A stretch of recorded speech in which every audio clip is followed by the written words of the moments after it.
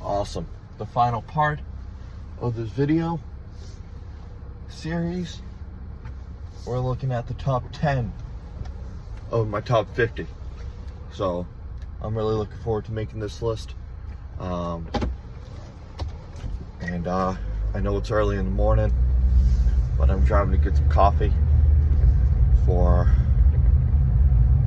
my peeps at home. So I will try to make this list as I go to go get that coffee. So here we go, top 10.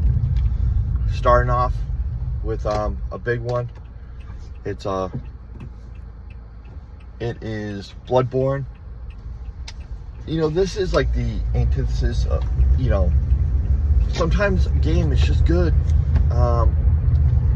You know, like it is what the reviews say it is. It is what the fans say it is. It's not overblown.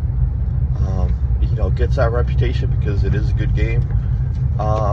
There's some games that, you know, I don't like as much as the, you know, so the masses, but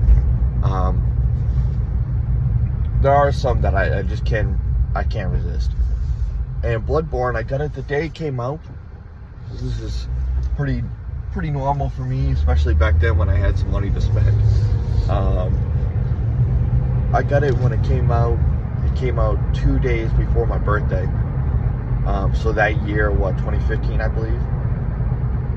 Wait, 2016, 2015, yeah, for sure. Came out. I just nonstop was playing it with my two buddies. We were finding out the secrets together, finding out different paths. You know, the internet wasn't swarmed with walkthroughs or anything like that yet. So, and it was my first From Software game that I understood the formula. And, you know, that's huge for these games, to enjoy them and to enjoy the other ones. Once you start to get to know one, you understand it. It's not as complicated as it seems. But yeah, I mean, Bloodborne's got it all. Again, it goes between Dark Souls and Bloodborne. Which one I enjoy more? And today, and for a little bit, it seems like it's Bloodborne. But who knows if Dark Souls will take over. Definitely beat Bloodborne a lot more than Dark Souls. But close nonetheless. Yeah. So number 9 is Zelda, Majora's Mask. Again, you'll see with this top 10, it just, you know, over time, things stick with you more than other things. They just do. There's some things that like are ingrained into your memory bank, and you know, will not escape. It won't leave. And Majora's Mask is that game. You know, gameplay wise, Link Between Worlds is probably my favorite Zelda. Then you have Wind Waker. That's, you know, an incredible game. Whenever you know, like my brother brings it up, my little brother, he brings it up. I'm always like, yeah, that's a really good one too. And those are the only 3 that I've ever beat Zelda-wise. Wind Waker, Between Worlds, and Majora's Mask. And I don't really intend to beat any other Zeldas. You know, I got my fill, and that usually happens with these game series. But Majora's Mask just sticks in my brain. You know, I'll be out somewhere, and then I'll be like, oh, that reminds me of Majora's Mask, or the music, or something will remind me of Majora's Mask. And it's a game I mean to return to, but I would like to play the 3DS version again. That was just such a nice experience, and again, it's one of the best games I ever played, no doubt, and that 3DS version really brought it to life. Very accessible, and yeah, it was great. Star Fox 64 is number 8. Yeah, I could talk to death about this game. Really, the only reason it's not higher is because, you know, the storyline. It's good. It's just, it's nothing groundbreaking. And I think that's the only dig I can make against it. To me, I figured that I like games like Hotline Miami, like Shovel Knight, like some of these quick experiences, because Death's Door, maybe Death's Door is more like because it's Zelda or something, but those quick experiences all really stem from Star Fox 64. These like just excellent quick games that you can beat. I was playing it over my little brother's on the 3DS. And just started up. I was like, all right, just it was his 3DS was around. And I just picked it up and I just started playing, and I ended up getting pretty close to beating it after not playing it for like probably 5 or 6 years. But then I got stuck on the alternative route, and I just could not beat the dogfight between Wolf and his group. Just gotta get better. But I had beat the game so many times as a kid, and then my dad's friend came over, and he was watching us play. And he said, do you guys know about the secret? And we were really young at the time. Again, maybe 5 or 6. And we were all, questioning, like, what are you talking about? What? Huh?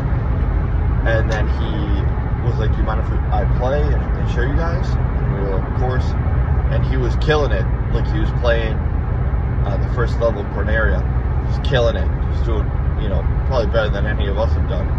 And then he starts going through, he saves Falco. And sometimes as a kid, let him die because I just didn't know how to get to him quick enough, or I didn't realize how important it was. So then he kills the enemy, and then he gets to the rock formations. They got, the center emptied out, and he starts going, zipping through them.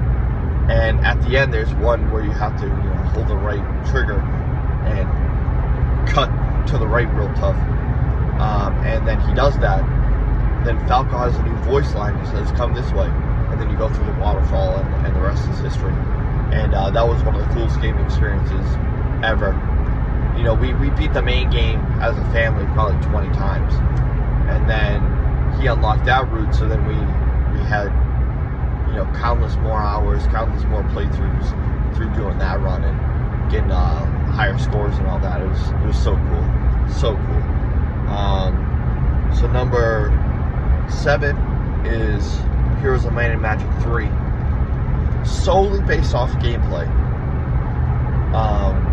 And a single player experience. This is my most played game of all time. Against those multiplayer games, no. But as a single player game, countless hours playing on tablet, eventually playing on computer, playing on laptop.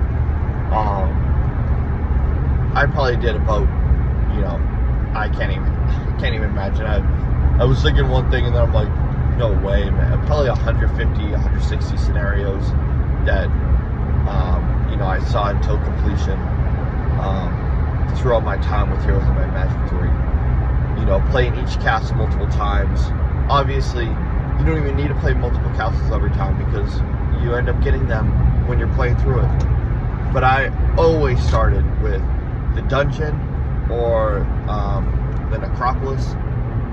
Yeah, I was an evil dude for sure in Heroes of Might and Magic 3. I don't think the necropolis was the best castle, but it was sure the funnest to play. Once you got necromancy up and you started having sounds of skeletons. But yeah, the early game of Heroes of Might and Magic 3 really is important. If the storyline was better, or more encapsulating, like, they introduced different things in the story, whatever, I'd probably be more in tune to play it and enjoy it. But, I mean, like the story, but just doing scenarios, yeah, I would still play today, no doubt. I really wish that they just ported it to Switch somehow. You know, I don't know. They could do it. It's not the most complicated game to port it. That'd be awesome. And Heroes of Might and Magic 2 and 4 are the other ones I played. And I played the shit out of 2, and then my dad picked up 3 one day, and yeah. And then 4 was okay, but it's really 2 and 3 which hold my love for it. So I'm not going to be able to complete this list today. I'm going to get down one more and then make another video, which will be part 2. But the final game for today is Final Fantasy Tactics, primarily the Ivalice Chronicles. I'm not gonna lie, I'm not gonna say, yeah, I played Final Fantasy Tactics back in the day. That didn't happen. But when I was playing it, because I played another game first, it reminded me of that game, which is actually the next game on the list. And I was like, no way. You know, and then I was putting two together, that how much influence Final Fantasy Tactics has on so many games I've played, but primarily the game that's next was really shaped by Final Fantasy Tactics. And the importance of that game to me elevated Final Fantasy Tactics to another level. That's what really like made Final Fantasy Tactics as incredible as it is. Along with it just being a pretty quick experience, especially the Ivalice Chronicles. You know, I think I beat it in less than 30 hours. But, you know, I have a problem completing games, so sometimes I'm like, just complete the game. Just complete the game. And FF10 didn't really, once I wanted to complete it, man, I just wanted to complete it. Like, and it was so much fun. The whole game was so much fun, and definitely gonna garner another playthrough now that I know some tips and tricks. And come on, how much influence it had on triangle strategy? Yeah, without a doubt, this game was as good as everyone mentioned it was. It is a must play. I had to play it. Like when I saw it on, you know, coming out on Switch, I was like, yeah, I mean, I know I have to play that game. How much influence it had, I have to play it.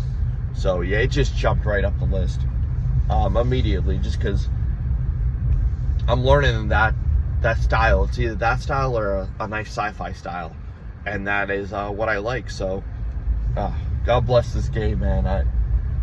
Yeah, that will do it for this list. I could only imagine FF10 will jump up. I totally get why it's on so many people's lists.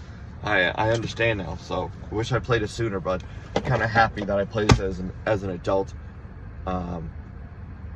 You know, other people could play other games as an adult, and that I played as a kid and have different experiences with them, and that's what happened with FFT. So happy that you guys joined me for this video, and I'll be making one real soon again. So appreciate it.